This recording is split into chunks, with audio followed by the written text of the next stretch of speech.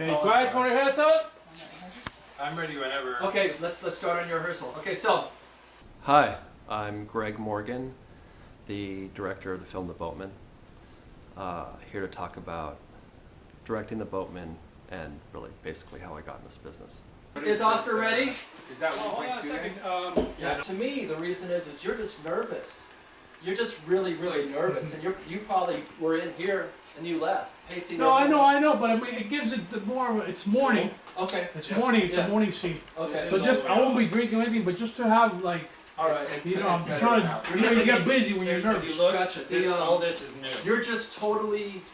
Like This is something none you of that have was to do. spoken Yeah, after. but I don't want to do, but I have to do. Yeah, it's extended. Directing The Boatman, really I directed it, I edited it, and I produced it with my producing partner and wife, Jeannie Flynn Morgan.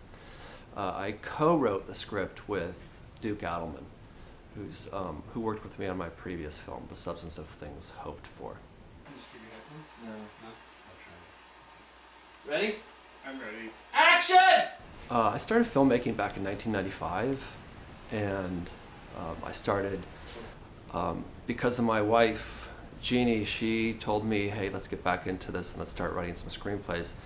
I had gone to film school. I went to film school at Cal State Northridge, and after film school, I was dealing in real estate. I was appraising real estate, and I started to write with Jeannie. So we wrote several scripts, and many scripts actually, and they turned out to be all awful. But with each successive script, it got a little better and better. So we finally wrote one called 17 Under, based on a story that Jeannie had. Then as she comes back, I would come through here probably. You come through here. Let her come Get back back over yeah. here. So I'm right? asked who are She's my talking to him with her filmmaking back turned. influences, and my top director is Terrence Malick. I very much love Terrence Malick's style. He has a lot of poetry in his films, and if you read the LA Times review of The Boatman, they really got it right. And really what The Boatman really is a thriller with a thriller wrapped up as an art film. That's really what it is. Any particular picture? Which one am I? Pick one you want. Most handsome one. Yeah, that's it. This is you. I don't remember his name. On that line, you say, who is this with you? It's, I don't remember his name. When he says that line to you, move over to these, over here. Ah, okay. So anyway, casting the film took a long time, and we started with Oscar Torre, our first choice, and we talked to him. He brought to the table this script that he read our script, and he wrote all these notes in the script, and he wrote so many notes it looked like a Bible. It was beautiful. So I knew that this guy, he really got into this character.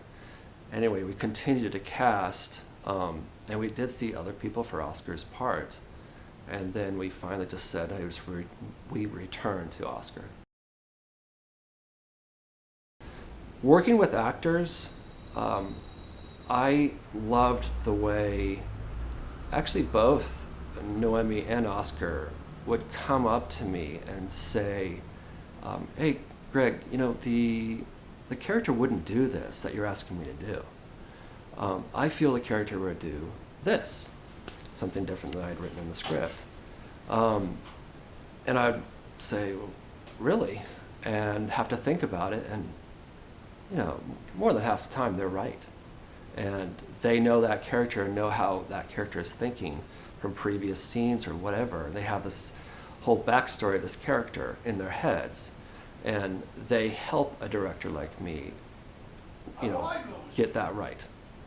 Now, as a director, a producer, an editor, and a writer on a low-budget feature film that you have to shoot in 3 weeks, getting that kind of help from actors is so wonderful. You have so many things to think about, and you're also working as your own first assistant director, trying to hurry yourself along and say, hey, I have to finish the day. I have to finish the shooting. You know, you have to get a certain amount done per day, or else you'll get behind. And you just can't, because you have locations for a certain time, you have actors for a certain time, you have actors that are scheduled for certain days, you can't miss those days. So in a big budget picture, you just call up the actor and say, I'll move you, and you have to pay for that, like a fee for that day that didn't work. Well, I can't afford that in a low budget film. So I really have to finish my days and be completely on schedule, and you want actors that'll work with you on that too. So thanks for watching Behind the Scenes of The Boatman, and I hope you like them, and I'll talk to you next time.